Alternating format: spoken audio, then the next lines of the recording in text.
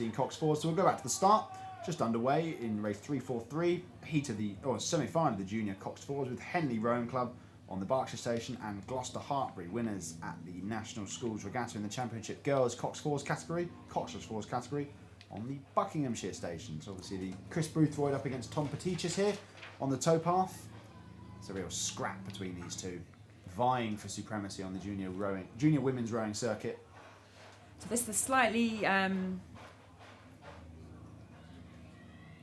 slightly older Coxed Fours here. Another Henley crew going off at 45. This one's the third crew in 6 races. Third crew. I mean, they've made so many semi-finals.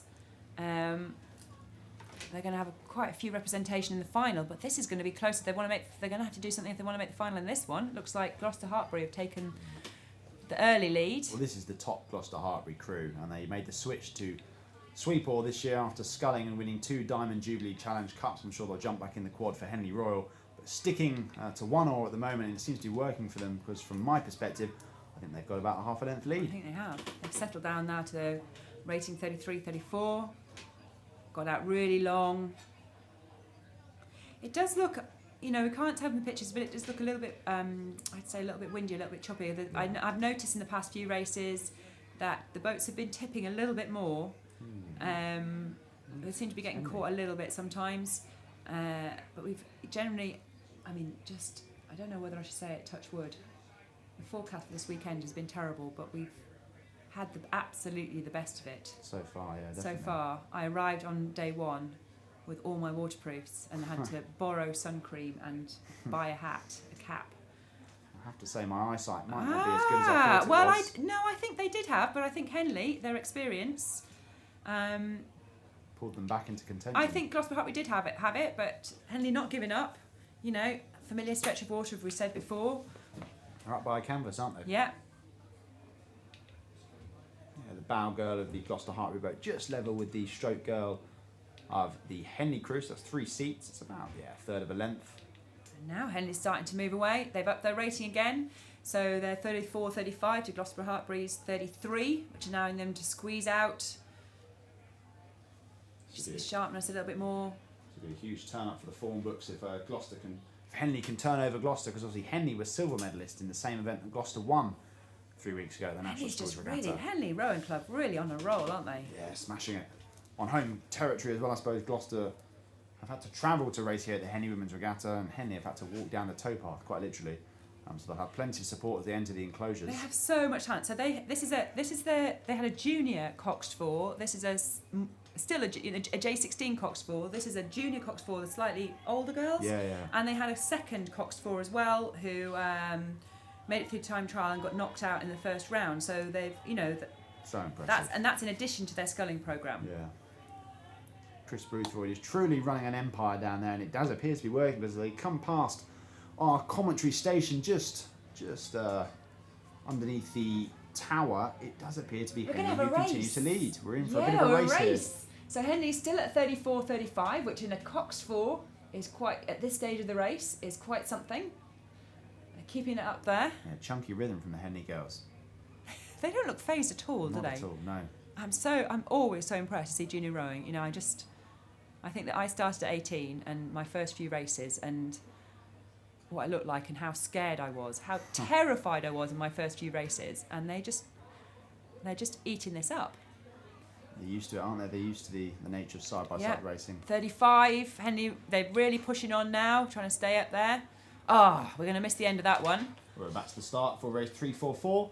Second semi-final of the junior Coxed Fours. Lady Eleanor Hollies on the Berkshire Station and Emmanuel School on the Buckinghamshire Station. And immediately at the start, it looks like the LEH crew have just stolen the initiative there. So another LEH crew. It's quite interesting to come through to the semi-finals now. Back in the heats, a huge representation of the number of clubs we had, from all over the country. But now as we get through to the semi-finals, we've got, increasing representation by the known schools and clubs which really produce. So here... Just flicking back to the last race with Henley and Gloucester, looks like it's developing I'm glad we can get to see that. A great finish here as they come down the course. It looks like Gloucester have found another gear. Fantastic. I did wonder, they didn't look like they were giving up on it. It's a bit rougher. They're catching some water now, but that's because they've upped their rating and they're not giving up. It looks a bit, look at all the water that's coming up out their blades now, fighting it off. Difficult conditions for all these guys, but it does look like Gloucester, they're the national champions. They've obviously had a word and thought, hang on a sec, we're supposed to be the best in the country. We're not going to roll over here. And I think Gloucester might have just taken the lead as they come into 36 now in that Gloucester boat. Closing stages here. Yeah, I think Gloucester on the Buckinghamshire station have just upped their rate, up their game. Henley shortening up now. They're shortening up to try and get there, but That's wow. Impressive from Gloucester, isn't it? What a finish. Yeah, rowing up to the line, that's 3/4 of a length. That is really, really impressive from those Gloucester girls. Oh, they left it late. Unfortunate for Henley, of course. They won't like to crash out on their own course, but unfortunately these things happen. So back to the first opening exchanges of the other semi-final. Lady Eleanor Hollies on the Berkshire station and Emmanuel School on the Buckinghamshire station, and it is the LEH crew who are about half length up. Yeah. Interesting that last race, what can happen. It's really important to remember that because we've seen some crews get out to a length lead as this LEH crew is creeping out to a length lead now, and it's too easy, in the second boat to think it's all over by that point. But if you kind of stick with it, they're long races. You're talking 5-6 minutes here. A lot can happen. You never know what the leading crews had to put in. So LEH there, they pulled out to half, 3/4. But Emmanuel School holding them and now creeping back, do you think? What do you reckon? Ooh, it's tight, isn't it? I have to say, it looks like LEH have just about maintained that half-length advantage, but there really isn't much in this. And I think Emmanuel School, as we've already seen through this morning's racing, if Emmanuel School can mount a late charge, a comeback is on the cards here. So at the moment, it looks like it's been about the start. So now, because both crews are at 33 and both crews are matched, they've got the same average speed. So what we've got here is just basically the advantage that LEH got off the start, they're managing to maintain. But their average speed isn't any higher. They're not getting away. This is just all that's happened off the start. So it is now whether Emmanuel School can find another gear to pull this back in, or have LEH got another gear? I think LEH look quite relaxed at this stage, I have Third to of say. a length, a third to half a length. Coming past them, I think they've got this under control more so than the margin says. Yeah. I'll probably be proved wrong as they go down the course, but at the moment LEH leading by about half a length. I think they've got another gear. I think they can stretch out. They look quite upright, quite upright in that LEH boat. Quite relaxed, I feel. Strong round the finish. Conditions may be deteriorating as we head down the course. Really gives you something to push into. They've got the kind of headwind and a Coxed 4 a bit heavier on the legs anyway, because you've got to carry at least 1/4 of the weight of the Cox, and then a little bit into the headwind as well. This looks neck and neck as they come down. You can hear the launch commentators. Volume increasing, which always signifies that this is turning into quite a good race. And as they come up to the parallax, it looks like they're fairly much level here, Alison. So Emmanuel School, I'd say, they just look smoother, a bit cleaner with their technique. LEH right from the start have been giving it some welly, but they are sitting up. Look, the body's kind of completely upright, so I think they probably had been having to work harder for it. So now as we come down, it'll be... I think it's Emmanuel School have just I think so. Emmanuel School, on. you can see they've got more... They're getting their bodies over. They've got a longer stroke. So that will just play out in the second half of the race. They've just been able to stay at this speed for less effort. So now they've got something.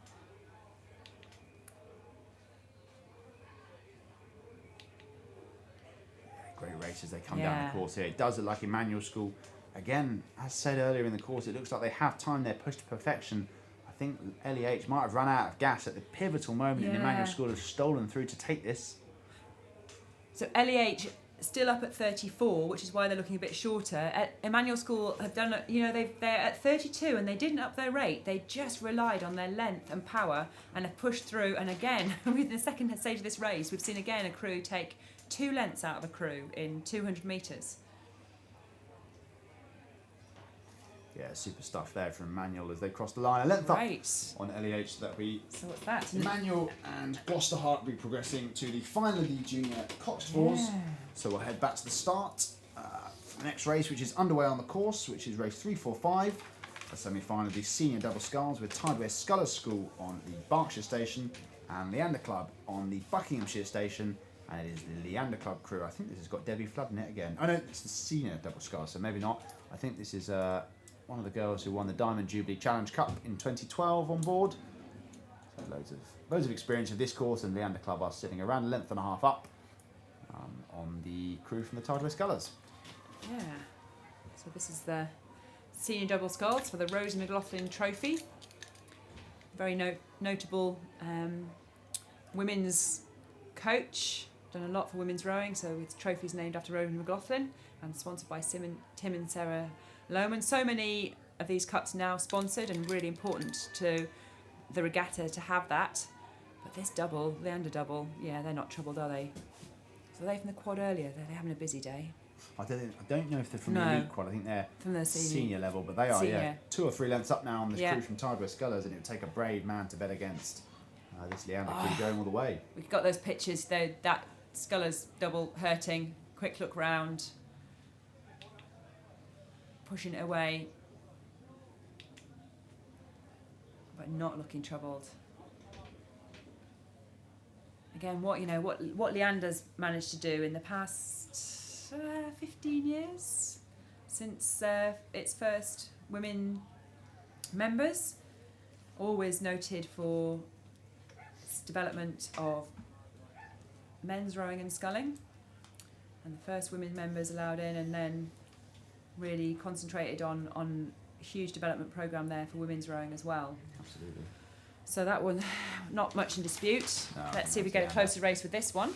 Race 346, second semi-final of the senior double sculls with Reading Rowing Club on the Berkshire station and the University of London Boat Club on the Buckinghamshire station. And as they come out of Temple Island, it looks to be the Reading Rowing Club crew on the right of your picture. We're just leading this one around a third of a length. And if you are joining us for the first time today, this is the Henley Women's Regatta. It's the Sunday finals day, so the most exciting day of the 3, perhaps. And we're just looking at the senior double sculls semi-final between Reading and the University of London. Both crews showing some interesting steering techniques as they left the shelter of Temple Island. Both crews off at 40, so matched stroke for stroke, but Reading able to take a little bit more out of each stroke. I think had that half length by the end of the island. Now settling into a good 34, 35 rhythm. University of London. Yeah, slipping back each stroke. It's dangerous now.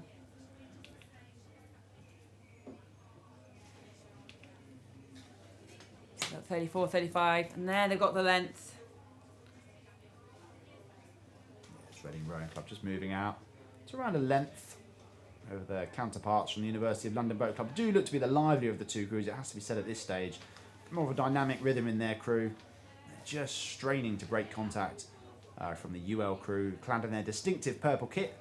But not quite, no luck so far. Still a length up, but no more than that.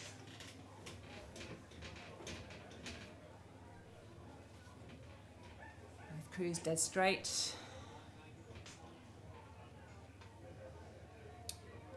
So, we had Leander go through very comfortably in the previous heat, in the previous semi-final. Yeah, and this one looks to be a bit of a closer race. It's so a I'm bit sure closer. if Reading can break that elastic band and maybe move out to another length, they will be looking to take the legs, take the intensity down a little bit, so they can conserve some energy for the final later this afternoon. But this race is by no means done and dusted. No. UL are fierce racers and are well renowned for being so. So expect a resurgence in the second half from those girls. And in fact, as they come in to a picture which I can just see on the left-hand side of our monitor, they do look to be putting on a push here, staging some sort of comeback as we enter the second half of this semi-final of the senior double sculls here at the Henley Women's Regatta. We've just seen 2 races go from nearly a length down to over a length up. Yeah, exactly. So, it's really important to remember. So in the Reading Rowing Club in the lead there, we've got Zoe Taylor and Laura Merridew.